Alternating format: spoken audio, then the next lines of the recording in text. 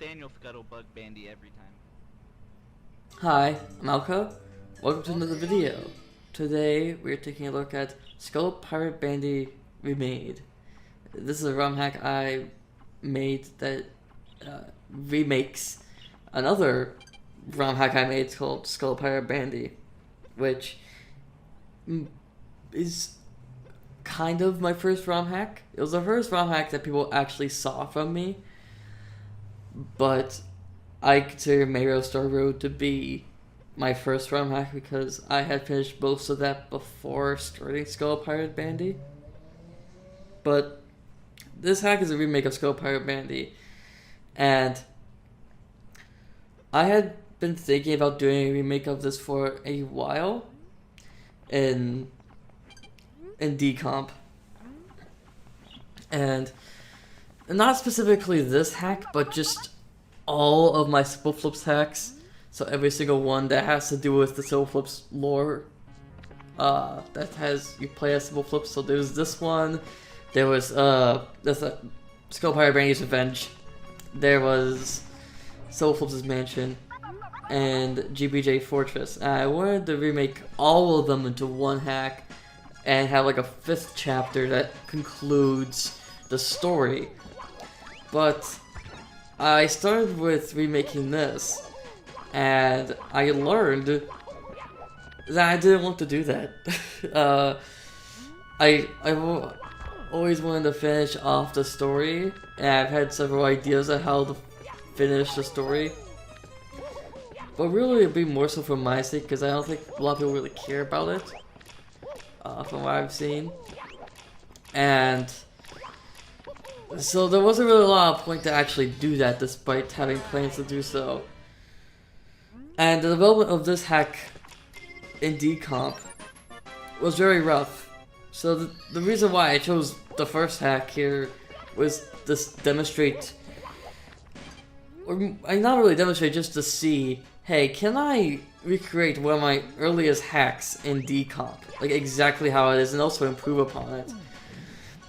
Having to learn all these necessary skills for Decomp, because not only did I have to learn how Decomp works with coding and everything, but I also had to learn how to use Blender, and there was just a lot of skills to learn, and I didn't properly learn everything with this hack, but I got a foundation with it, which is good enough. And so, yeah, it was just a lot of work to remake this hack, and I really wanted to make it authentic to the visual, but also improving it. It was really specific with what I changed or kept, and it was just a long process, and it just took several months, and I didn't want to remake anything more, mostly because alongside that, I wouldn't be able to actually do the things I wanted to do with those other remakes, with like custom boss fights and such, because I didn't know how to do that, and I didn't feel like I really could.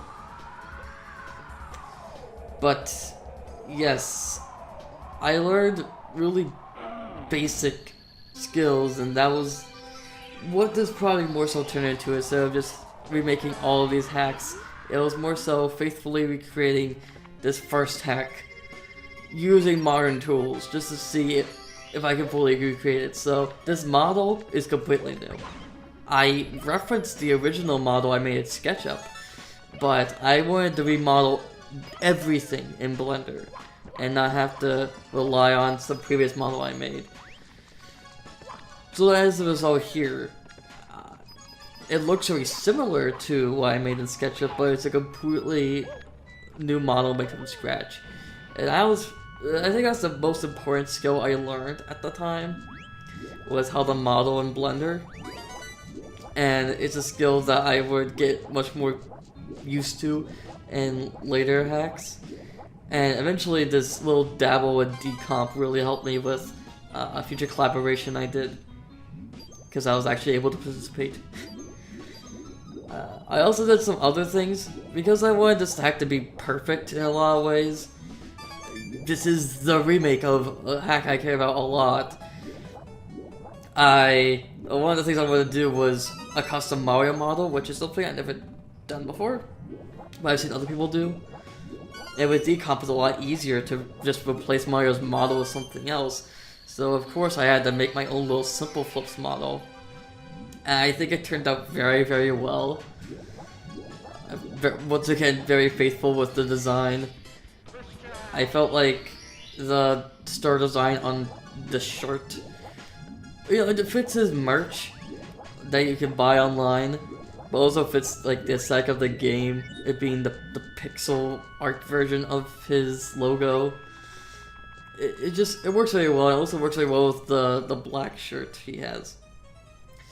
Now as for actual design changes I made, really most of it's environmental, just making things seem more natural and less gamey. I tried to add a lot more ledges to make it seem more like a cave instead of just random rocks you platform on or whatever.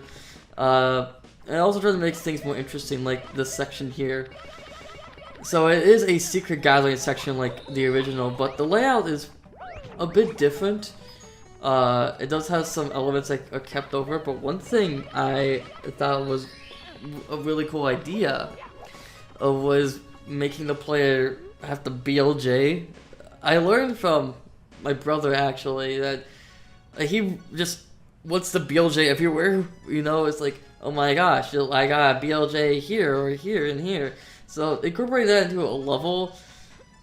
I mean, it's a very simple flips hack, and so flips is known for BLJs, and making that a required mechanic in like a normal Mario 64-esque design level, it just makes sense. And it makes sense for that sign that was the original, which was just hanging towards the fact there were secrets for you to find with BLJs, actually applying to the area that it's in. The actual things you BLJ here are based off of the crystals in Super Mario Bros. Wii. Super Mario Bros. Wii. And I don't know how many people actually get that, because every single time I showed this hack to somebody, they have no idea of what those are meant to be. And I'm like, it's the crystals. It's literally the same texture as the stuff from Wii. And inside the ship, like most of the rest of the hack, I tried to make more sense. The original level had just be a box with boxes inside, but here I actually designed it more like an actual ship. And I think it works a lot better. And it makes a lot more sense. And it was fun learning how to model this.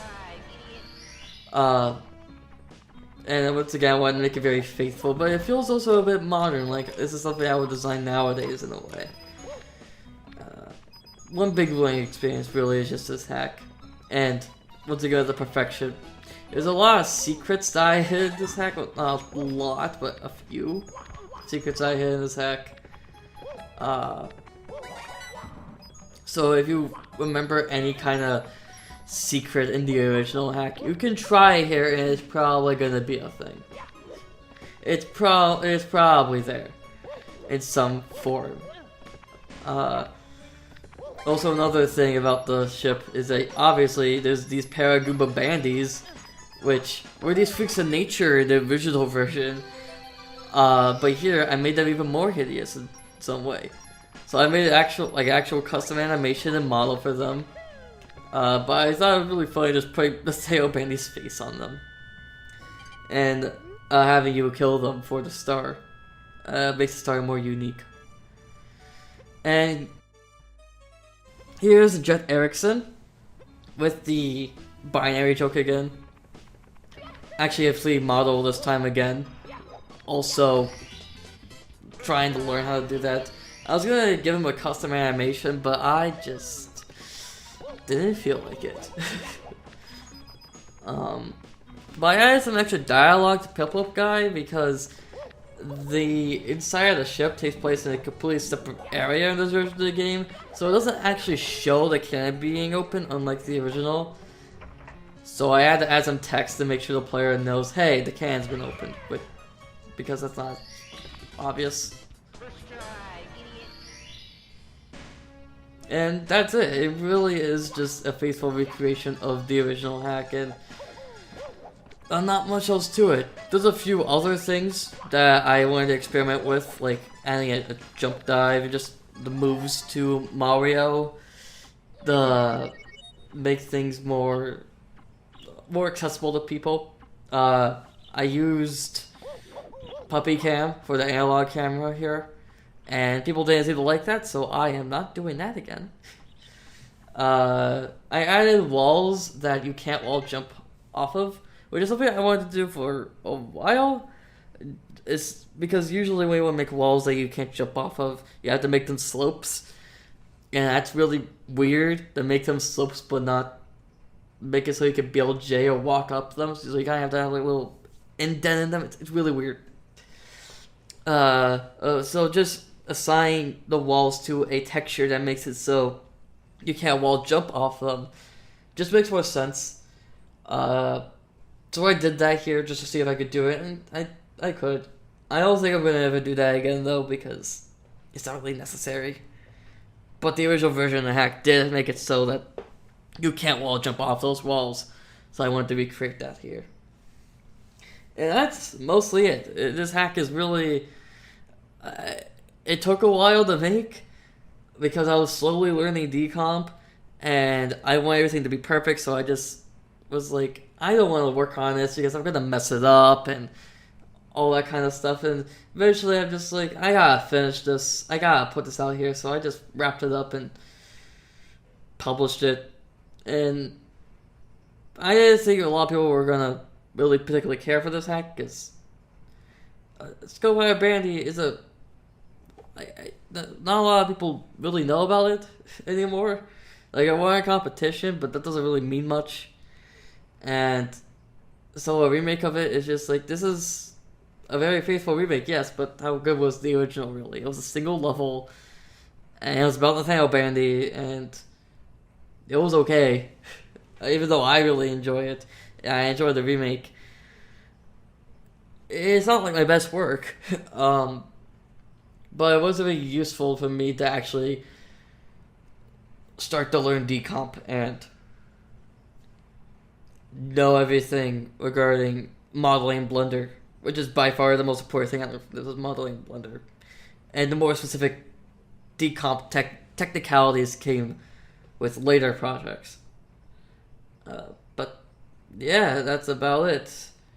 This is a personal project that I worked on, was not for any competition, and after this, I was just, okay.